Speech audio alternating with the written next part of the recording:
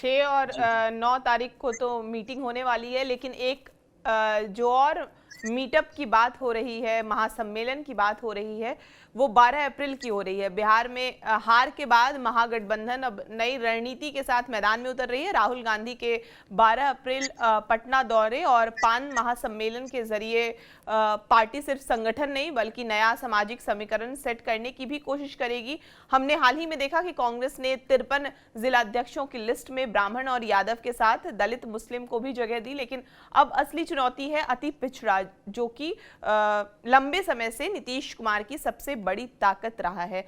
यही वो वर्ग है जिसने नीतीश को लगातार सत्ता में बनाए रखा। तो ऐसे में सवाल उठ रहा है कि कांग्रेस इस अति पिछड़ा समीकरण में सेंध लगा पाएगी क्या? पान महासम्मेलन के जरिए छोटे छोटे समुदायों को जोड़ने की कोशिश उसी दिशा में एक कदम है। और सबसे बड़ा सवाल यह है कि अगर कांग्रेस ईबीसी वोट में थोड़ी भी पकड़ बना लेती है तो नुकसान किसको होगा, या फिर इससे फिलहाल राजनीतिक में कोई फर्क नहीं पड़ने वाला है जिस तरह से अभी महागठबंधन की स्थिति है?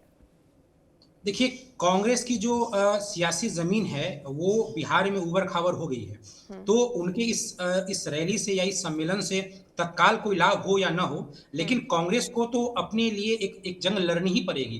कांग्रेस को दो तरफ़ा लड़ाई लड़नी पड़ती है। एक तो वो महागठबंधन के अंदर भी, आरजेडी के साथ भी अपनी अस्मिता के लिए ही कांग्रेस लड़ती है। कांग्रेस भले ही राष्ट्रीय पार्टी है, लेकिन बिहार और यूपी जैसे राज्यों में क्षेत्रीय पार्टी उनकी अस्मिता को नकारते रहते हैं।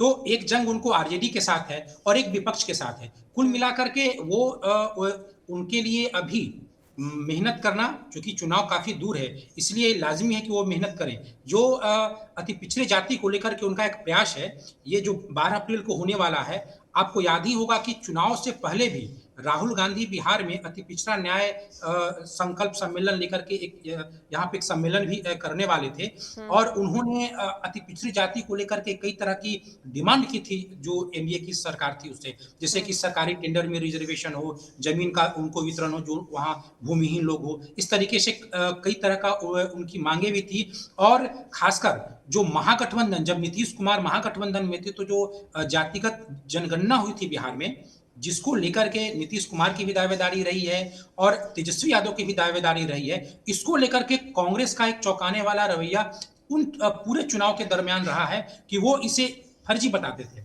उनका ये कहना था कि इसमें अति पिछड़ी जाति और दलित जातियों का की जो गणना है वो सटीक तरीके से नहीं हुआ है। तो देखिए, वो जो अति पिछड़ी जातियों की जो रैली कर रहे हैं, ये भले ही जो वोट बैंक है वो जदयू का है।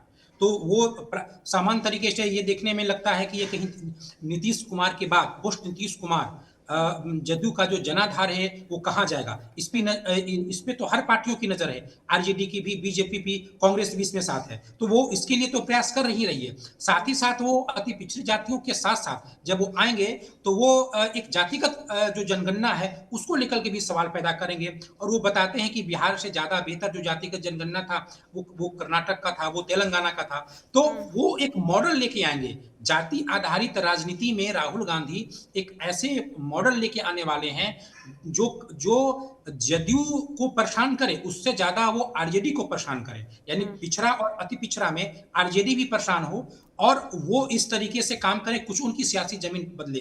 देखिए, अभी बिहार में बहुत दिनों से हम लोग सुन रहे थे कि बिहार कांग्रेस के संगठन में बदलाव होने वाला है। तो बिहार संगठन में जिला अध्यक्षों का बदलाव हुआ है। उन्होंने सांगठनिक तौर पे 53 जिले बनाए हैं और उनमें मात्र 10 ही जिला अध्यक्ष ऐसे हैं जो पुराने हैं और शेष जो जिला अध्यक्ष हैं सबों का उन्होंने बदलाव किया है। और उसमें जो गौर करने वाली बात यह है कि उसमें जातिगत समीकरण को ध्यान में रखा गया है, लेकिन 10 जिला अध्यक्ष वो यादव हैं। अब जबकि गठबंधन में जो यादव हैं, वोट बैंक है, वो आरजेडी से जुड़ा हुआ है, लेकिन कांग्रेस पार्टी ने भी अपने 10 जिला अध्यक्ष यादव को बनाया है, यानी कि वो एक तरीके से कहीं ना कहीं आरजेडी को नजरअंदाज करके ही उन्होंने एक ऐसा जातिगत समीकरण खींचने का प्रयास किया है कि सभी जातियों को, सवर्ण को भी, मुस्लिम को भी, दलित को भी और पिछड़े में भी यादव को भी, सबको वो कवर करना चाहते हैं। तो जो कांग्रेस है, बिहार की जो कांग्रेस है, वो अपनी जो सियासी जमीन बढ़ाना चाहती है, उसमें आरजेडी के भी मुकाबले और जदयू के भी मुकाबले अपनी एक जमीन तैयार करना चाहती है और जातिगत आरक्षण, जातिगत जनगणना को लेकर के तो नीतीश कुमार यानी जदयू के भी अपने दावे रहे हैं। अब तो जदयू बीजेपी के साथ आ गई है, तो अब नए परिदृश्य में जब बीजेपी का मुख्यमंत्री होगा, तो उस जातिगत जनगणना को लेकर के नया मुख्यमंत्री एनडीए का कितना दावा कर पाएगा? वो चूंकि बीजेपी के अपने एजेंडे हैं, उसके राष्ट्रीय एजेंडे भी हैं, तो वो उसमें कितना दावा कर पाएगा? उस दौरान राहुल गांधी के लिए एक स्पेस मिल पाएगा उस जातिगत आरक्षण को एड्रेस करने के लिए, उसमें कमियां बताने के लिए, और ये एक आश्वासन देने के लिए कि आगामी समय में अगर हमारी सरकार आती है या केंद्र में हो, राज्य में हो, तो हम इसे दोबारा और अच्छे तरीके से करवाएंगे। तो और एक मौका भी है, क्योंकि जब चुनाव के दरमियान हमने देखा था कि महागठबंधन में टिकट को लेकर के कांग्रेस को काफी नजरअंदाज किया गया। बिहार के चुनावी इतिहास में पहली बार महागठबंधन के अंदर फ्रंट फाइट किया गया। तो यही वो मौका है जब कांग्रेस अपनी सियासी जमीन बढ़ाए। अब देखने वाली बात है कि वो राहुल गांधी आते हैं तो सबसे पहले उनके जो संगठन के लोग हैं, जो नाराज हैं, असंतोष हैं, उनसे किस तरीके से संवाद करते हैं। चुनाव के इतने दिन बीत गए, सदन का सत्र भी समाप्त हो गया, अब मात्र 6 ही विधायक हैं, लेकिन विधायक दल का कोई नेता तय नहीं हुआ, जिसमें से 6 में 3 राज्यसभा में बागी भी हो गए। तो इस पे भी एक नजर होगी कि संगठन को किस तरीके से एड्रेस करेंगे, नेताओं से कैसे बात करेंगे।